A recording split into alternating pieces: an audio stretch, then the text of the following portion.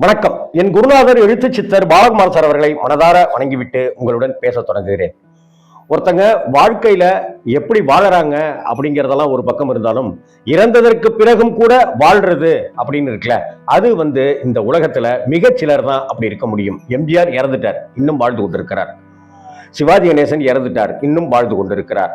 கலைஞர் இறந்துட்டார், இன்னும் வாழ்ந்து கொண்டிருக்கிறார். ஜெயலலிதா இறந்துட்டாங்க, இன்னும் வாழ்ந்து கொண்டிருக்கிறார். அப்படி ஒரு சாகா வரம் பெற்ற நடிப்பு கலைஞர், நடிப்பு ராட்சசி தான் நடிகையர் திலகம் சாவித்திரி அம்மா.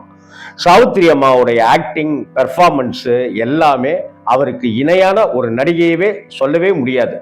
அந்த காலத்துல எல்லாம் நடிக்க வந்தவங்க எப்படி நீங்க நடிகை ஆகணும்னு ஆசைப்பட்டீங்கன்னாக்க, நடிகை சாவித்திரி மாதிரி நான் ஒரு நடிகை ஆகணும் அப்படின்னு சொல்லாத நடிகையே கிடையாது. 1960, 1970, 80களில் வந்த எல்லா நடிகையும் இந்த விஷயத்த சொல்லுவாங்க. சரி, அப்படி ஒரு புகழினுடைய உச்சியில இருந்த சாவித்திரி அம்மா எப்படி வாழ்ந்தாங்க கடைசி காலத்துலங்கிறது தான் இங்க சோகமும் துக்கமுமான விஷயம்.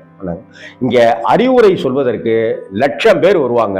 ஆனா உதவின்னு கேட்கும்போது உதவி செய்வதற்கு ஒருத்தன் கூட வரமாட்டாங்கிறதுக்கு சாவித்திரி அம்மாவுடைய வாழ்க்கை ஒரு நிதர்சனம். சாவித்திரி அம்மா மிகப்பெரிய அளவுக்கு பிரபலமானாங்க. காசு பணத்துக்கு குறைவில்லை.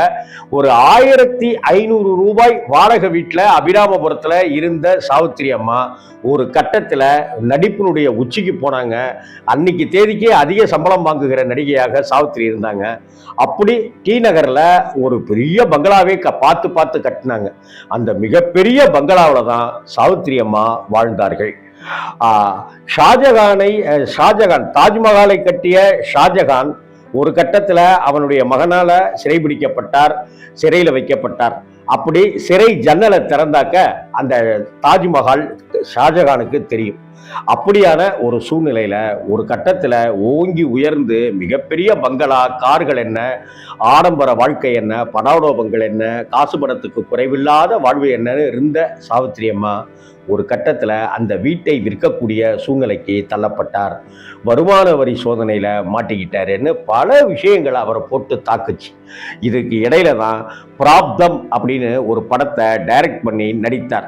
இந்த விஷயம் வேணாம் சாவித்திரி, விட்டுரு அப்படின்னு சிவாஜி எவ்வளவோ சொல்லியும் கேட்கல. சரி, இந்த படத்தை நீ டைரக்ட் பண்ணு, வேற ஒரு நடிகையை வச்சு நீ எடு அப்படின்னு சொல்லி ஜெமினி கணேசன் சொன்னதையும் கேட்கல.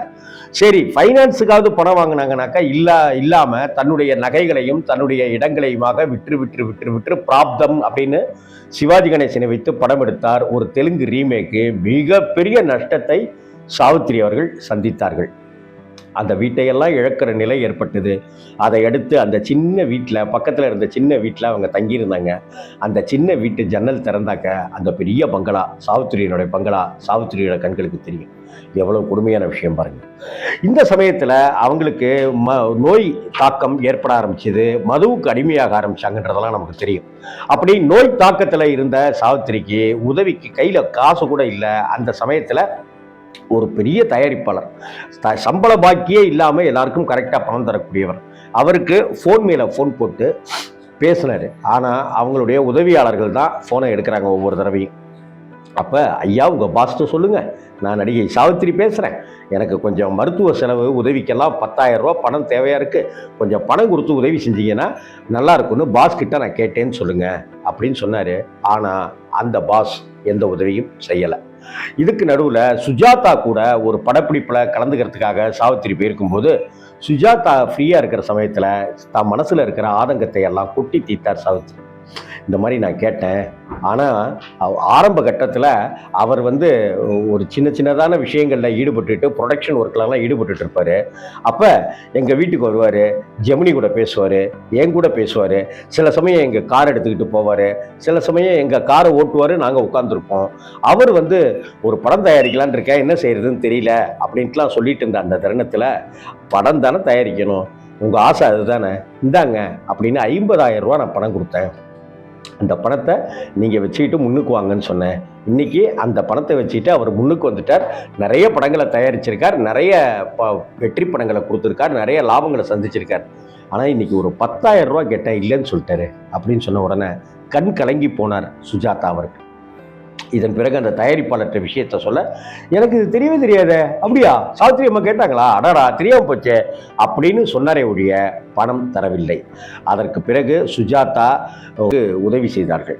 இது மட்டும் இல்லாமல் பெங்களூரில் ஒரு படப்பிடிப்பில் இருக்கும்போது காலை உணவு சாப்பிடாம விட்டதுனால நிறைய நோய் பிரச்சனைகள் இருந்ததுனால மயங்கி விழுந்த இவங்க சாவித்திரி அம்மாவை உடனடியாக அவங்க பார்த்து பக்கத்தில் இருந்தவங்கெல்லாம் கூப்பிட்டு நடிகை சரோஜா தேவிக்கு ஃபோன் பண்ணிட்டாங்க.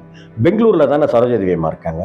உடனடியாக சரோஜா தேவி அம்மா அவங்க அப்போ இருந்த முதல்வர்கிட்ட, கர்நாடகா முதல்வர் குண்டுராவ் அவர்கள்ட்ட சொல்லி அவங்களுக்கு உண்டான அத்தனை வசதிகளையும் செய்து பத்திரமா விமானத்தில் சென்னைக்கு கொண்டு வரப்பட்டார்.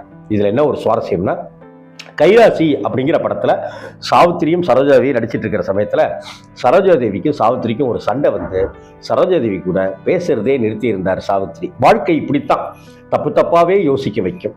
அப்படி ஒரு அட்டகாசமான அற்புதமான ஒரு மகா நடிகை அப்படின்னு வாழ்க்கையில ஜொலித்த அந்த சாவித்திரி அம்மா கடைசி காலத்துல இப்படியான அவமானங்களை சந்தித்தார். ஒரு கட்டத்துல இறந்தும் போனார். ஆனால் கடைசி வரைக்க அவருடைய காதலனாகவே அவருடைய கணவனாகவே இருந்தார் ஜெமினி கணேசன்கிறது நம்ம நிறைய பேருக்கு தெரியாது. ஏன்னா ஜெமினி கணேசன் சாவித்திரியை கழட்டி விட்டாரு அப்படிங்கிற மாதிரியே தப்பான அபிப்பிராயம் வச்சிருக்கோம். உண்மையிலேயே ஜெமினி கணேசன் சாவித்திரியை மீது அளவு கடந்த அன்பு வச்சிருந்தார். அந்த அன்பை தான் அவங்க புறக்கணிச்சிட்டே வந்தாங்க, அந்த மது உட்பட பல தொடர்புகளால். அதற்கு பிறகு இறந்த பிற்பாடு தன்னுடைய நுங்கம்பாக்கம் வீட்டுக்கு ஜெமினி கணேசன் அந்த சடலத்தை எடுத்து அந்த இறுதி மரியாதையை செலுத்தினார். அதாவது ஒரு நடு ராத்திரியில அந்த ஜெமினி கணேசனுடைய வீட்டுக்கு கொற்ற மழையில என்னை நீங்க தான் அடைக்கலம் தரணும், நீங்க தான் காப்பாற்றணும், நீங்க என்னைய கைவிட்டுறாதீங்க, என்னுடைய மனைவின்னு அங்கீகாரம் கொடுங்க அப்படின்னு எந்த இடத்துல எந்த கொற்ற மழையில சாவித்திரி அம்மா கேட்டாங்களோ அதே இடத்துல அதே ஜெமினி கணேசன் வீட்டுல அவங்களுடைய இறுதி மரியாதை நடந்தது, இறுதி சடங்கு நடந்தது. சாவித்திரி அப்படிங்கிற ஒரு அற்புதமான நடிகை இன்னும் 100-200 ஆண்டுகள் ஆனாலும் நம்மளால மறக்கவே முடியாது. ஆனால் அதே சமயத்துல இந்த சினிமா உலகம் இப்படித்தான் இருக்கிற வரைக்கும் கொண்டாடும், தூக்கி வச்சுக்கும், தலையில தூக்கி வச்சுக்கும். ஒரு கட்டத்துல போட்டுடை தாண்டிங்கிற மாதிரி தூக்கி போட்டுருச்சு அப்படின்னாக்க அவங்களுக்கு 10 ரூபாய் கூட உதவி செய்யறதுக்கு இந்த உலகத்துல நாதி கிடையாது. இதுதான் சாவித்திரியினிடமிருந்து இன்றைய சமுதாயத்துல எல்லாரும், முக்கியமா சினிமா கலைஞர்கள் கற்றுக்கொள்ள வேண்டிய பாடம். வணக்கம்.